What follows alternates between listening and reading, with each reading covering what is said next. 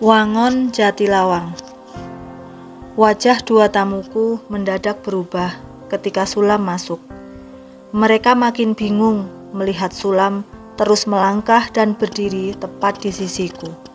Kedua tamuku yang masing-masing memakai baju lengan panjang serta sepatu bagus itu tentu tak mengenal Sulam. Namun siapa saja yang tinggal di antara Wangon dan Jatilawang pasti mengenal dia. Sepanjang ruas jalan raya kelas 2 itu, nama Sulam sangat terkenal. "Pak," kata Sulam tanpa ekspresi apapun. "Ya," jawabku. "Nasi atau uang?" Sulam diam. Diperlihatkannya padaku ujung celananya yang kuyup.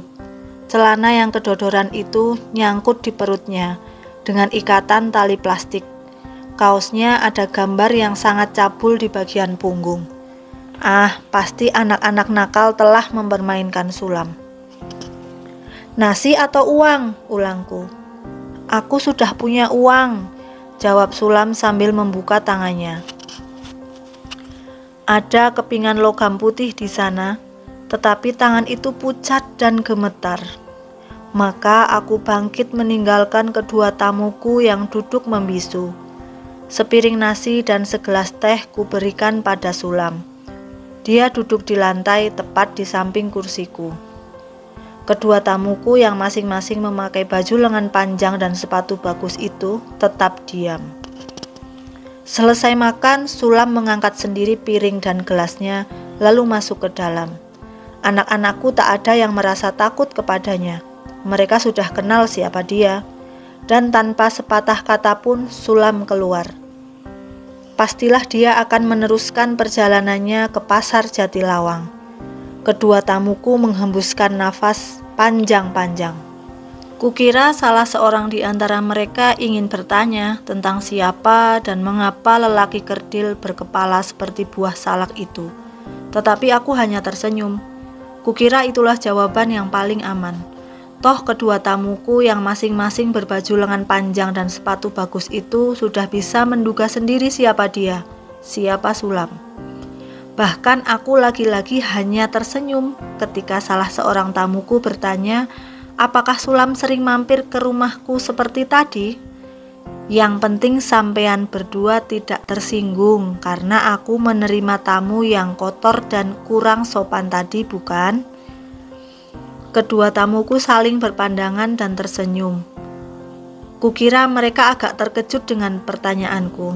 "Maaf mas, aku merasa perlu bertanya demikian karena aku mempunyai banyak pengalaman dengan tamu yang kotor tadi." Lalu aku mendongeng. Suatu hari lepas maghrib, Sulam datang. Kebetulan aku sedang menyelenggarakan kenduri.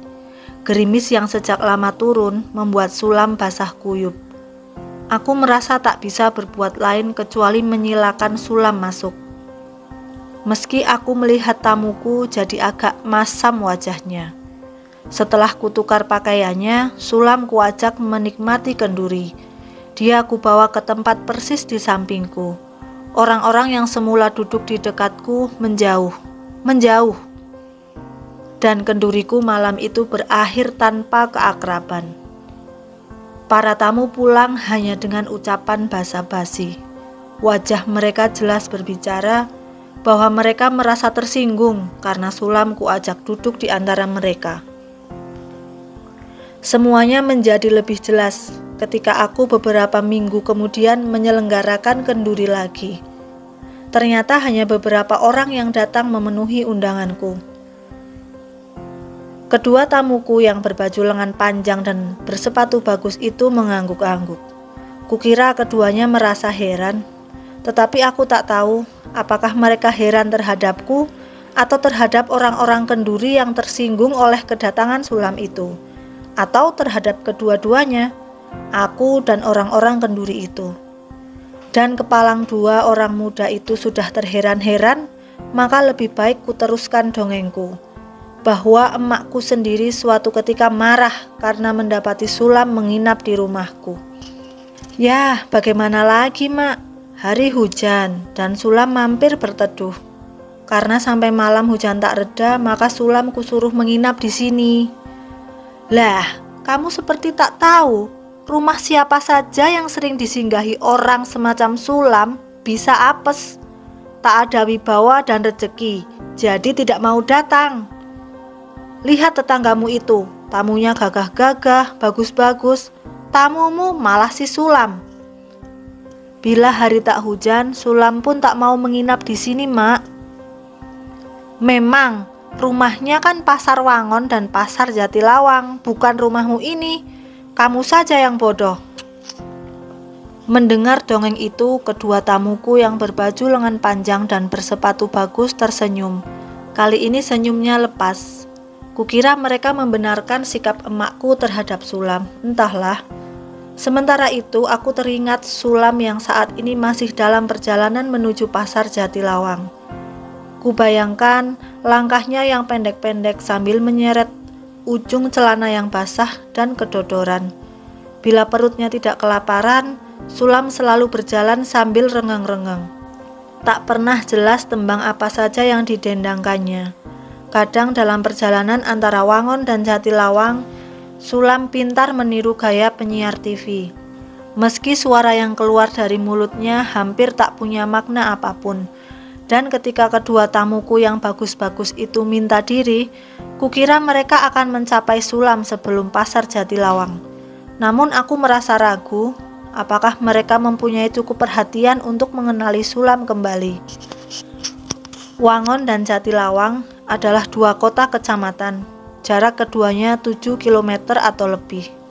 Setiap hari Sulam berjalan menempuh 7 km itu pulang pergi, pagi ke Wangon, sore ke Jatilawang atau sebaliknya. Tak peduli panas atau dingin. Kata banyak orang, Sulam hanya singgah dan berteduh di rumahku. Tetapi aku tak percaya akan cerita demikian, karena rasanya terlalu berlebih-lebihan. Kukira tidak semua orang yang tinggal antara Wangon dan Jatilawang tidak suka bersahabat dengan Sulam. Memasuki bulan puasa, Sulam tetap singgah ke rumahku setiap pagi, tetapi sikapnya berubah.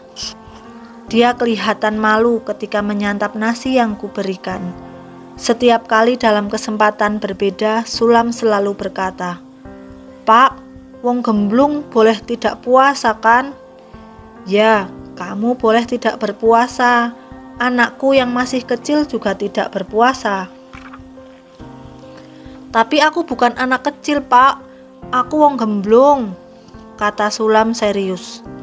"Ah, siapa yang mengatakan kamu demikian?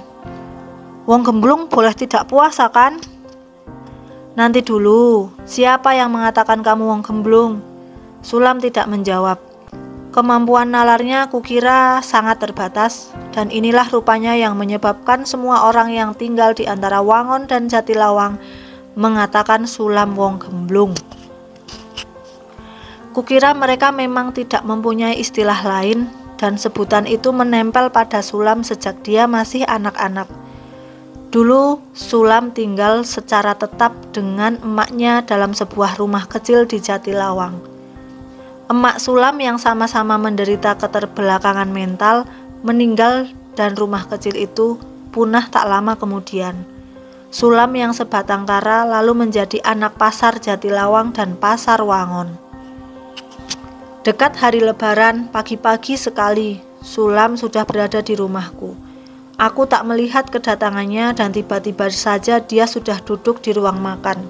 Wajahnya kelihatan bimbang.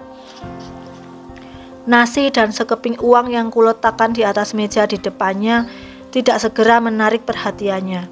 Ketika kutanya mengapa demikian, Sulam malah balik bertanya, "Sudah hampir Lebaran ya, Pak?"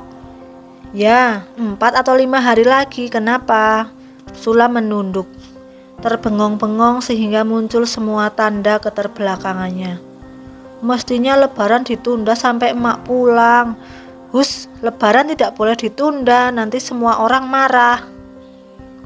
"Tetapi emak belum pulang, dia sedang pergi ke kota membeli baju." "Oh, aku tahu sekarang. Kamu tak usah menunggu emakmu, nanti aku yang memberimu baju." Sulam mengangkat muka lalu tersenyum aneh. Nasi di depannya dimakan dengan lahap.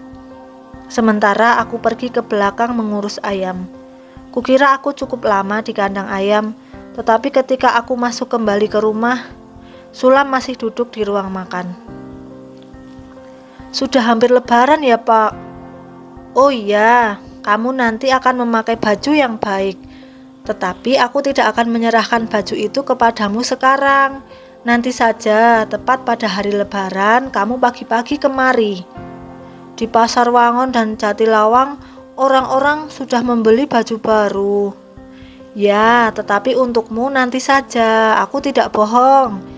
Bila baju itu kuberikan sekarang, wah repot. Kamu pasti akan mengotorinya dengan lumpur sebelum lebaran tiba." "Aku kan wong gemblung, Pak." "Nanti dulu, aku tidak berkata demikian. Aku ingin berkata lebih banyak." Namun Sulam melangkah pergi, wajahnya murung. Aku mengikutinya sampai ke pintu halaman. Dari belakang kuperhatikan langkahnya yang pendek-pendek, menyeret-nyeret ujung celananya yang kombor dan kelewat panjang, celana pemberian orang. Mobil-mobil masih menyalakan lampu kecil, karena pagi sangat berkabut mendahului Sulam. Makin jauh tubuh Sulam makin samar, dan sebelum 100 meter jauhnya, Sulam telah raib dalam keremangan pagi berkabut.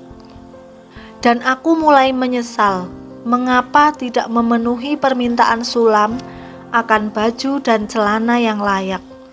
Mengapa aku khawatir tentang kebiasaan Sulam yang suka mengotori baju yang kuberikan atau menukarnya begitu saja dengan sebungkus nasi rames di Pasar Wangon.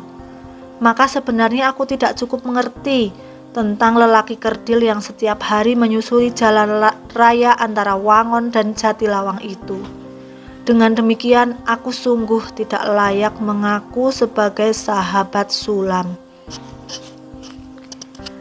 Jam 7 pagi hari itu juga, penyesalanku menghujam ke dasar hati. Seorang tukang becak sengaja datang ke rumahku. "Pak, Sulam mati, tergilas truk di batas kota Jatilawang." Bisa jadi tukang becak itu masih berkata banyak, namun kalimat pertamanya yang kudengar sudah cukup. Aku tak ingin mendengar ceritanya lebih jauh. Aku malu, perih. Demikian malu sehingga aku tak berani menjenguk mayat Sulam di Jatilawang. Meski istriku berkali-kali menyuruhku ke sana, Sulam telah menyindirku dengan cara yang paling sarkastik, sehingga aku mengerti bahwa diriku sama sekali tidak lebih baik daripadanya. Atau memang demikianlah keadaan yang sesungguhnya, karena dalam hati sejak lama aku percaya setiap hari Tuhan tak pernah jauh dari diri Sulam. Dan aku yang konon telah mencoba bersuci jiwa hampir sebulan lamanya, malah menampik permintaan Sulam yang terakhir, padahal sungguh aku mampu memberikannya.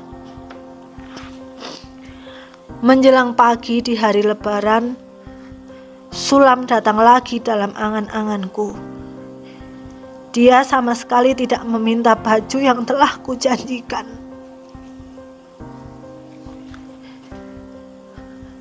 Dia hanya menatapku dengan wajah yang jernih, dengan senyum yang sangat mengesankan.